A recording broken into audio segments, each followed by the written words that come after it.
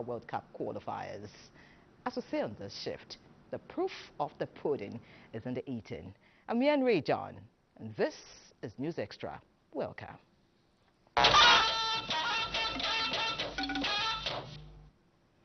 Let's set sail tonight as the two vacant seats in the Senate have been filled as those elected were inaugurated as senators of the Federal Republic of Nigeria Wednesday.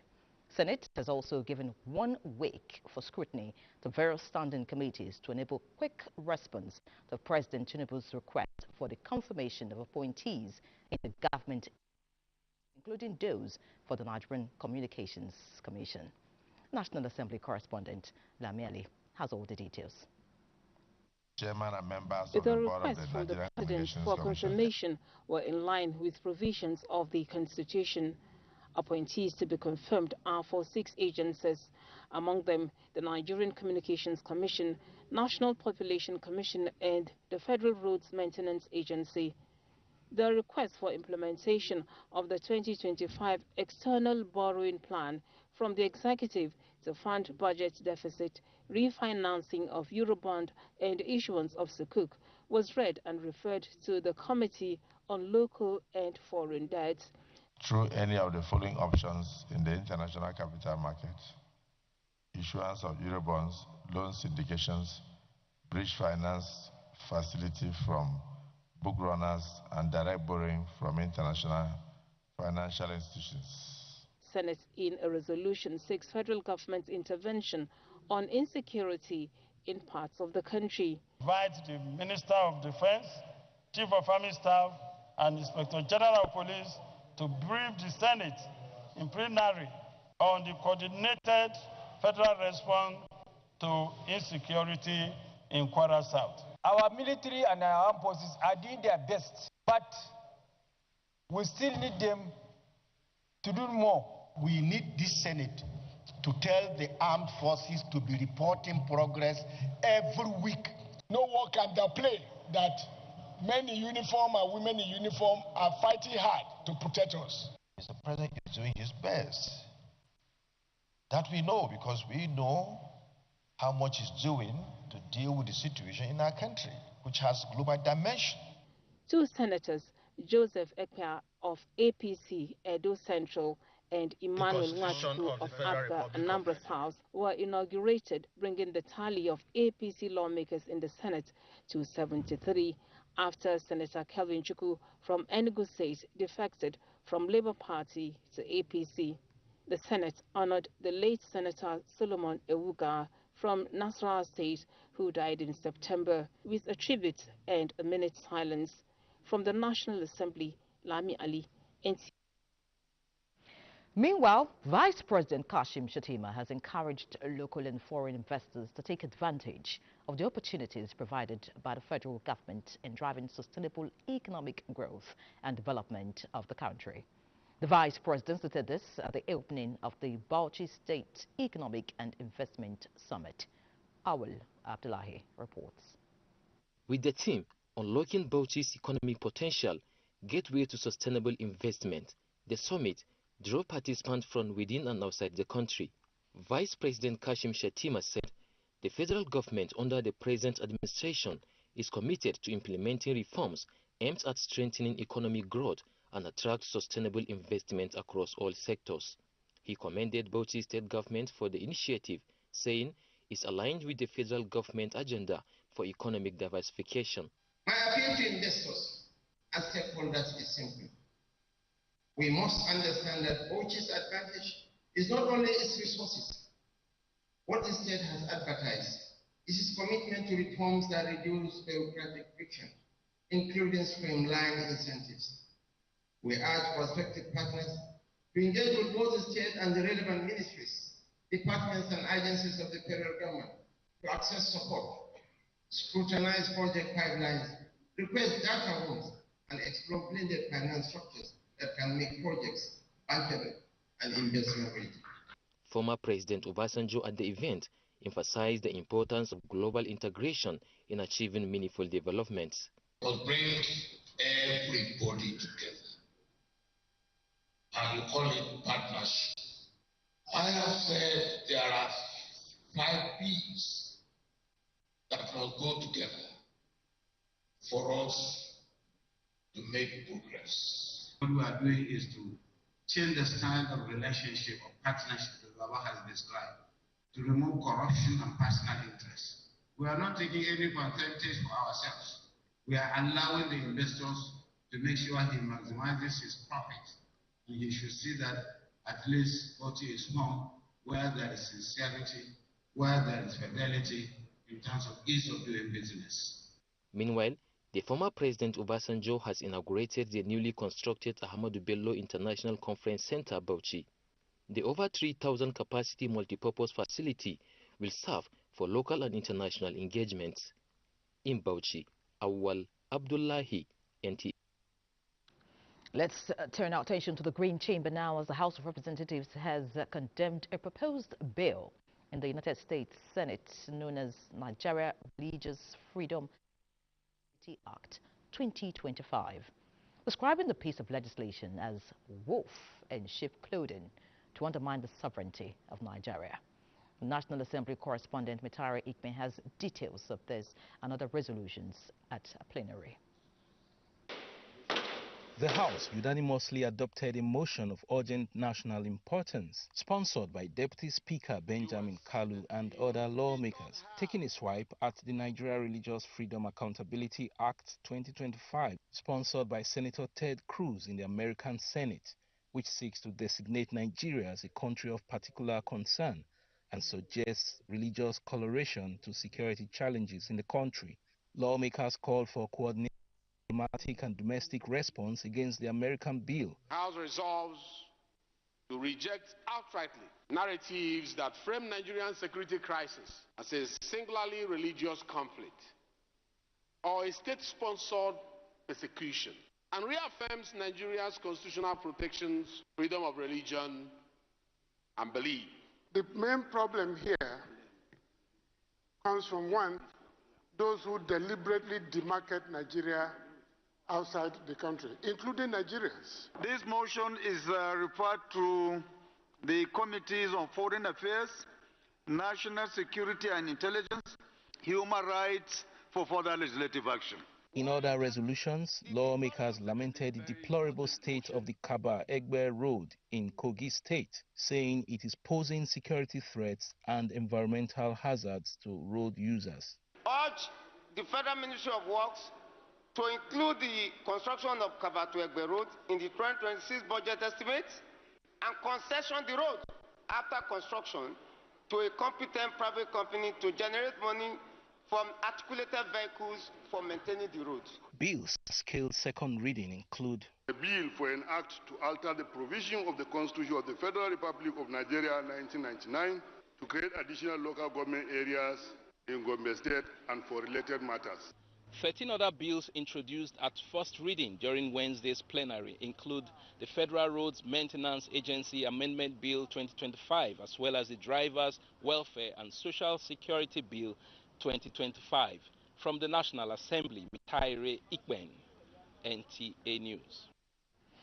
Thanks, Mitari. Similarly, the Minister of Information and National Orientation, Mohammed Idris, has denounced the recent comments by United States Senator Ted Cruz alleging genocide and targeted killings of Christians in Nigeria, describing the claims as false, misleading, and not reflective of the reality on the ground.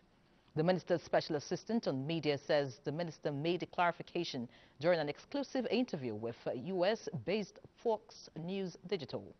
The minister, while responding specifically to the figures cited by Senator Cruz, that 20,000 churches have been burnt and 52,000 Christians killed, describes the claim as false and absolutely absurd and not supported by any facts whatsoever.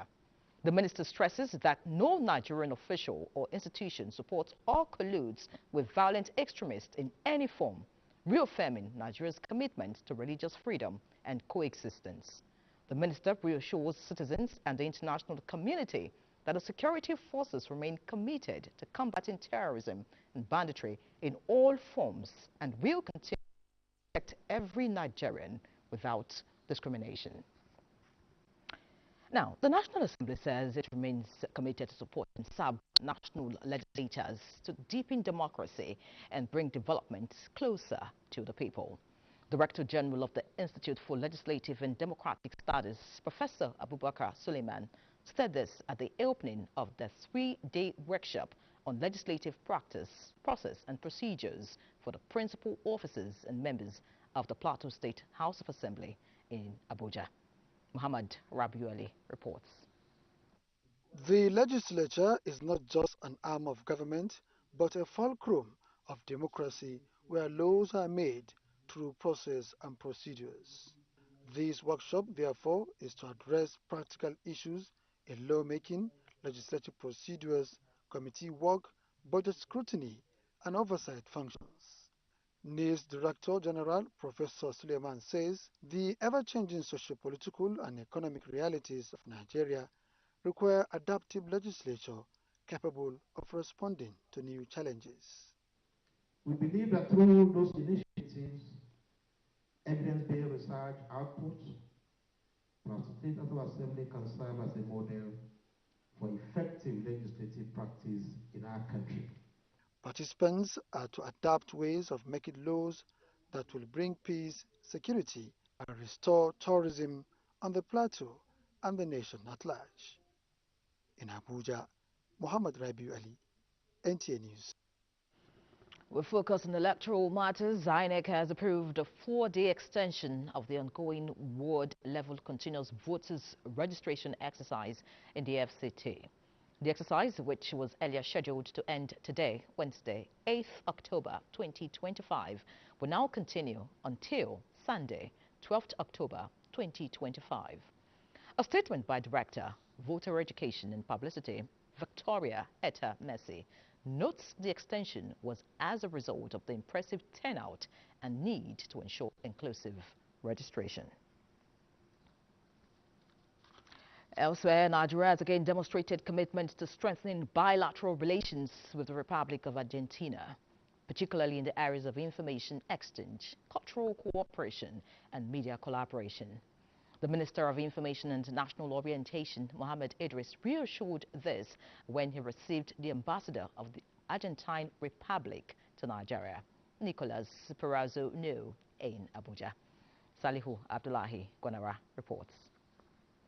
It is a show of commitment towards sustaining the friendly bilateral ties between Nigeria and Argentina, built on mutual respect and cooperation. The guest is reminded of Nigeria's unshakable commitment towards fostering collaboration with Argentina that promotes mutual understanding, especially in the area of public communication and cultural diplomacy. I want to assure you that President Bola is ever open, ever committed to enhance the relationship between our dear country and our friends from outside Nigeria. And Argentina, of course, we've had a long history of relationship here. We share the same sentiment.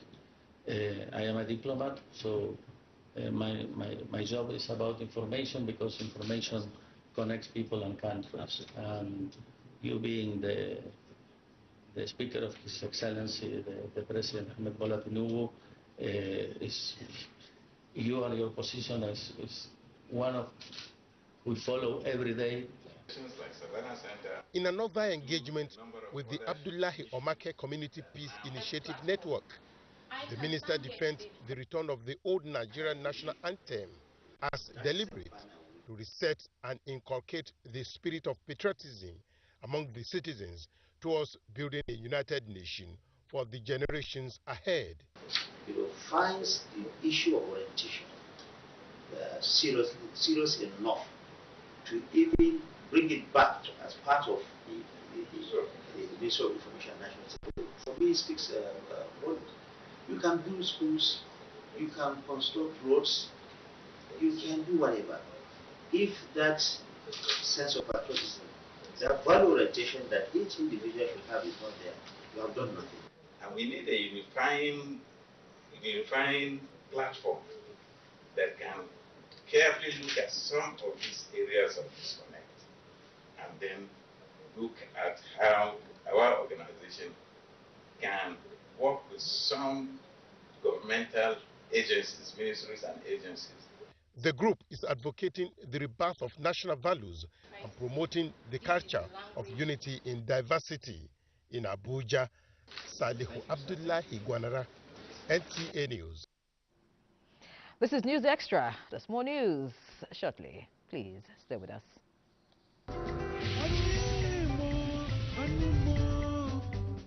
Ofala, the age-long heritage of the people of Onitsha.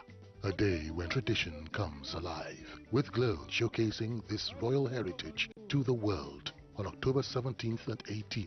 It begins with the emergence of the Abogidi in his majestic splendor. Every step is a declaration of renewed harmony as the drums thunder, flutes vibrate, and prayers of peace are offered by the Obi. This year's festival begins with a carnival and an evening with Glow, featuring performances from the finest Southeast music masters. The Ofala, the Royal Banquet.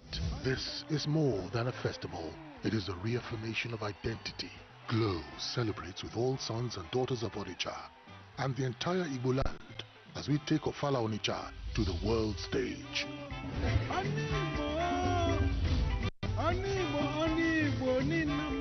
In the beating heart of Owerri, business never sleeps. From sunrise to sundown, the wheels keep turning. And behind the scenes, vision meets action.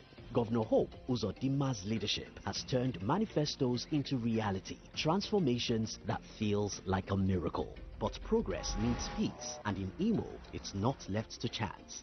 From land to sky to river deep, guardians are watching, protecting dreams and opportunity. At Orashi's quiet shore, hydropower is rising, set to energize a growing economy. The change is visible. Emerge, industry hums, communities come alive. At the center, a digital revolution. 500,000 young minds trained each year to build the future. As Orashi rises, so does Imo and the hopes of a hard-working people. A new Imo is on the rise. The House of Representatives Committee on Agricultural Production and Services